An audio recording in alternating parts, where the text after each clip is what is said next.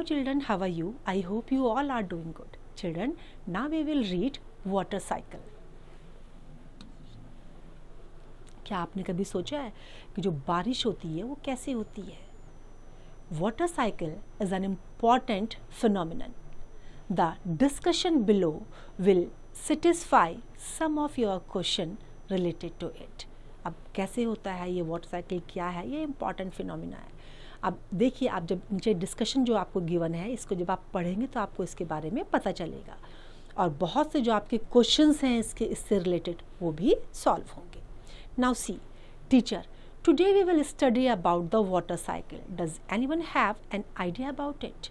आज हम water cycle के बारे में पढ़ेंगे. क्या किसी के पास कोई आइडिया है इसके बारे में? Students, no ma'am, please tell us about it. हमें प्लीज़ बताइए इसके बारे में, हमें नहीं पता है.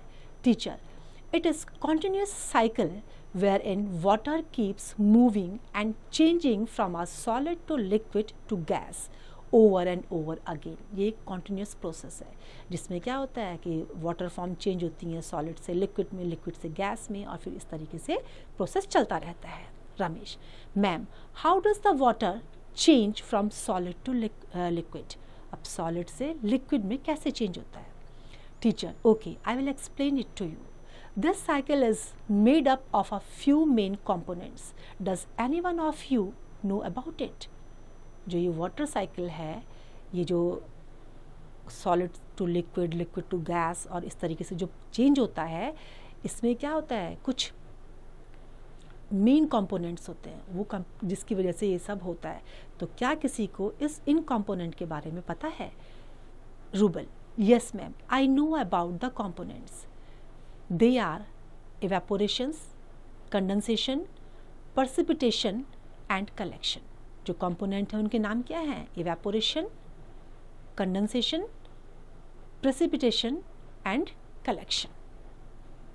Teacher, very good Rubal. Do you know about any one of them? अब क्या इनके बारे में पता है कि evaporation क्या है, condensation क्या है, precipitation क्या है और collection क्या है? Rubal, I know about the evaporation only. मुझे केवल इवेपोरेशन के बारे में पता है. जब पानी हम बॉईल करते हैं बच्चों, आपने देखा होगा कि ऊपर की तरफ को भाप उठती है भाप. तो वो जो भाप उठने का प्रोसेस है उसको क्या कहते हैं? Evaporation. When the sun heats up water in rivers और oceans, it turns into vapour और स्टीम. जैसे घर में हम पानी जब बॉईल करते हैं गैस के ऊपर रख के, तो उसमें से क्या निकलता है? धुआं निकलता है, वो इवेपोरेशन है. अब इसी तरीके से जब सूरज की हीट जब रिवर में और ओशियन में जाती है तो वो क्या करती है? वहाँ पर उसको गर्म करती है पानी को, और उसके बाद वो किस में चेंज हो जाता है? इवेपोरेशन में. इट टर्न्स इनटू वेपर और स्टीम. वेपर्स आते हैं और स्टीम में जब वो चेंज होता है पानी, तो वो प्रोसेस किस चीज़ के लिए होती है? इवेपोरेशन के लिए. Teacher, yes, you are right Rubal. When this vapour gets cold, जब ये ठंडा हो जाते हैं, जो वेपर्स उठते हैं पानी के, जब ये ठंडे हो जाते हैं, then it changes back into liquid forming clouds. Does anyone know what is this process called?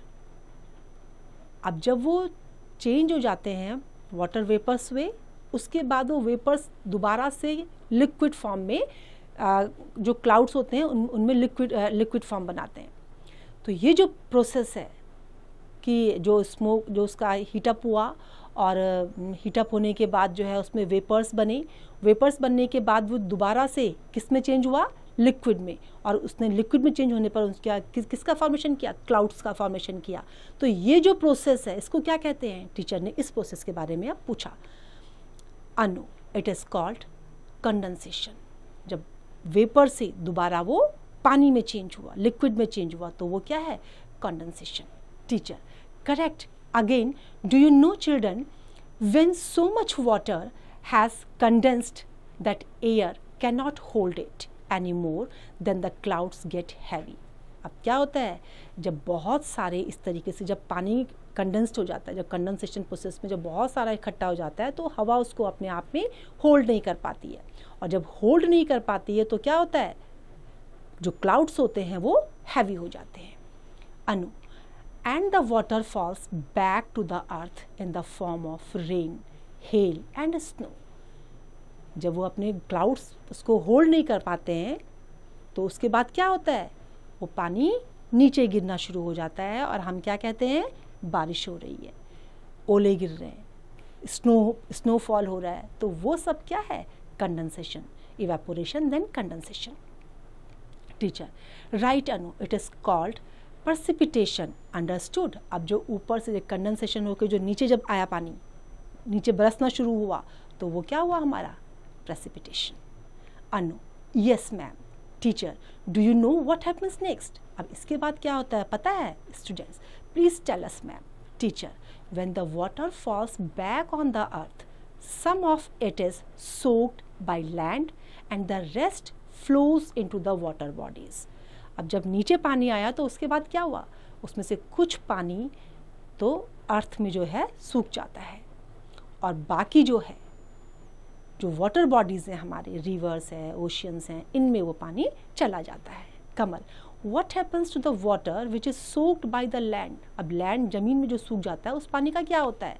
Teacher, it is available to us as ground water which we drink.